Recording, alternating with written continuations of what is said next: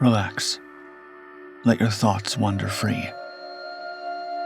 A deep, measured baritone reverberates through the air.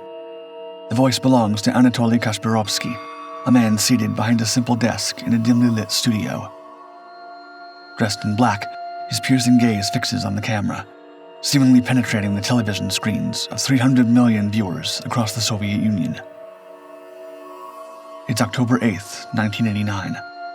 As night falls over Moscow, the streets are empty. Inside cramped Soviet apartments, families huddle in the pale glow of their televisions as the evening news fades to silence. In its place appears a haunting image, a misty, desolate lake, accompanied by gentle guitar strings as white letters materialize on screen.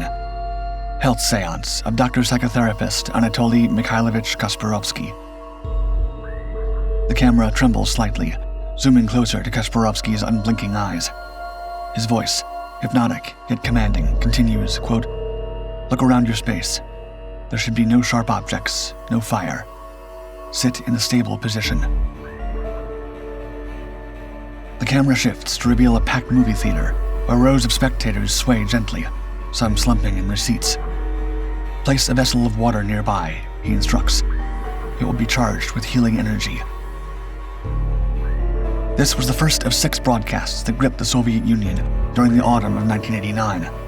Streets emptied, and millions set glasses of water near their televisions, convinced it would absorb Kashpirovsky's energy. But beyond the spectacle lay an even stranger mystery.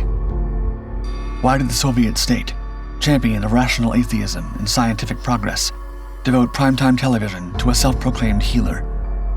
And what forces had aligned to make 300 million citizens believe they could be healed through their television screens?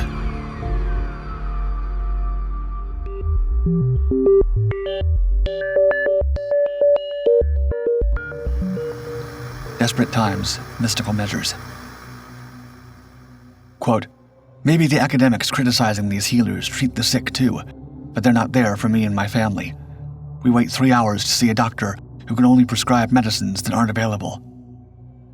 These words, written to the Soviet culture newspaper by a desperate mother from Tashkent, echoed the sentiments of millions.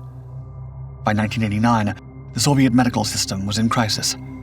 Hospital queues stretched for hours. Basic medicines had vanished from pharmacy shelves. In their desperation, people began looking elsewhere for healing. They found it on their television screens. Each morning, Alan Chumak appeared on the program 120 Minutes. Unlike Kashpirovsky's commanding presence, Chumak worked in complete silence. He stood motionless before the camera, his lips barely moving, making mysterious wave-like gestures with his hands. Millions placed jars of water before their televisions, believing his movements could charge them with healing energy. When viewers complained they couldn't catch his morning broadcasts, Chumak began selling pre-charged creams and ointments. They sold out within hours. In a prestigious Moscow clinic, another healer caught the attention of the Soviet elite. Juna Davitashvili claimed she could perform distance massage, healing without touch. Her waiting room filled with famous faces, celebrated poets, decorated athletes, even members of the Politburo. Some waited months for a session in her mysterious laboratory.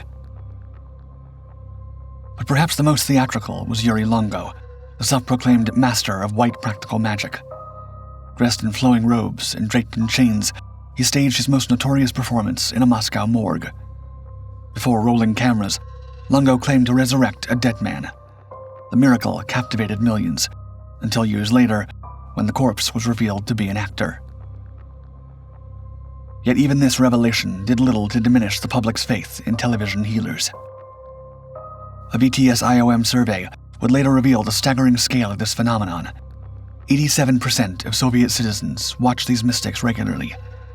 The Soviet Union, which had once prided itself on scientific progress and rational atheism, had become a nation desperate for miracles. But among all these healers, it was Kashpirovsky who would rise to unprecedented heights of influence, and it would begin with a surgery that would both make his career and eventually destroy it, a procedure that harbored a dark secret. The making of a mind controller. In March 1988, television viewers across the Soviet Union witnessed something extraordinary on the popular program Viewpoint, a woman undergoing major surgery without anesthesia. As surgeons worked, she lay calm and still. The only medication she received was the hypnotic voice of Anatoly Kashpirovsky, broadcast into the operating room from a Moscow television studio hundreds of miles away. This wasn't just television drama. It was the culmination of decades of preparation. 25 years earlier, in 1962, Kashpirovsky had begun his career at a psychiatric hospital in Vinnytsia, Ukraine. Behind the institution's walls, he treated patients and developed his techniques in relative obscurity.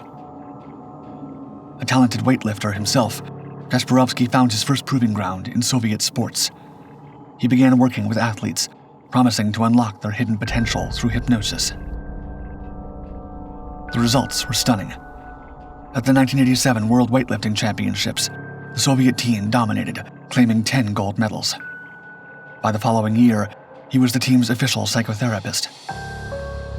But Kashpirovsky's ambitions reached far beyond sports. The televised surgery had proven he could project his power through television screens. Soon, he was claiming he could cure almost anything: diabetes, osteoporosis, heart scarring, burns, psoriasis, infertility. His confidence was absolute, his manner mesmerizing. Dressed always in black, with his penetrating stare and smooth baritone voice, he cultivated an image that straddled two worlds, part doctor, part mystic. This carefully crafted persona would soon captivate 300 million viewers. But unknown to his devoted audience, Kashpirovsky's techniques weren't created in isolation. Behind the television broadcasts lay a half-century of classified military research into mass influence. What began in a single laboratory would eventually become one of the Soviet Union's most ambitious attempts to control its population. The Soviet mind control experiments.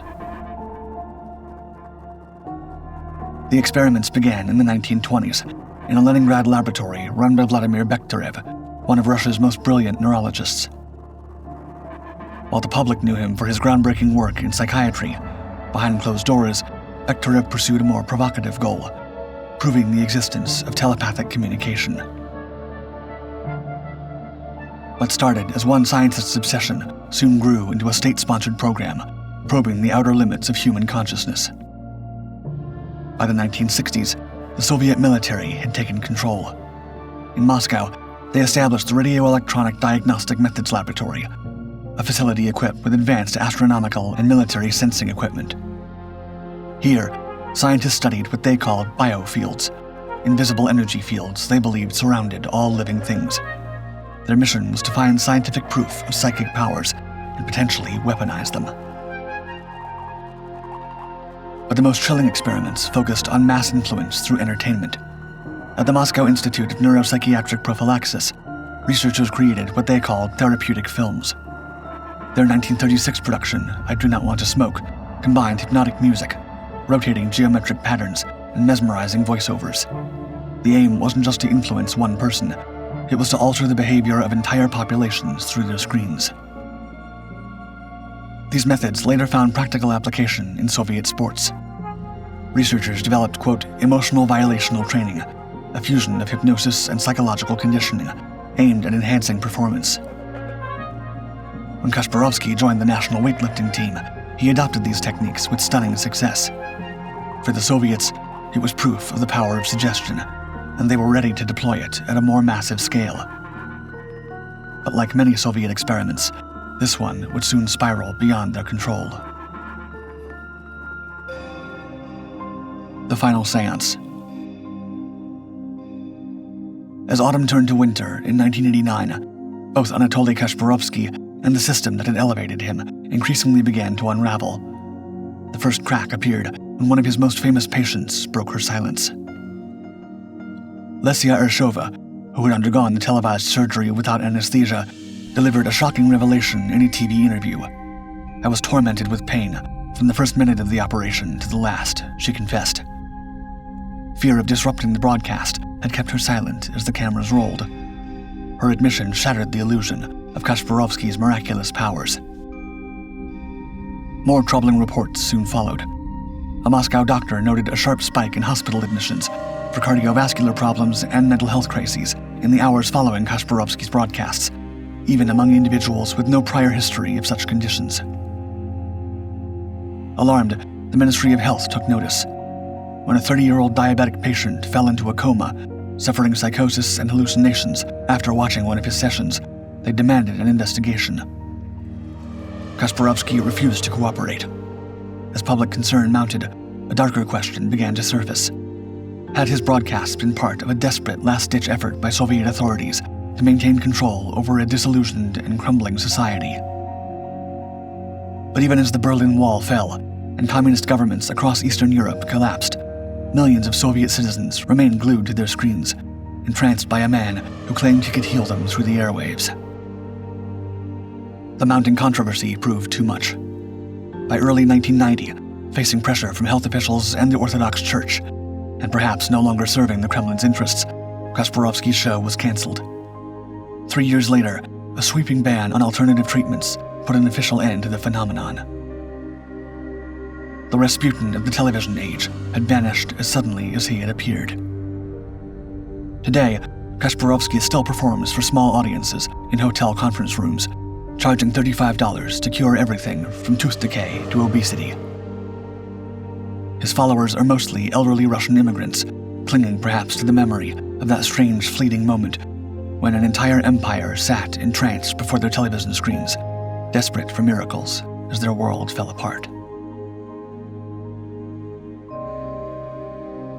In an age of viral influence, are we any less vulnerable to mass suggestion than the Soviet Union was? Let me know in the comments. As always, thank you for watching Dark 5. Like and subscribe to continue exploring the greatest mysteries of this world and beyond.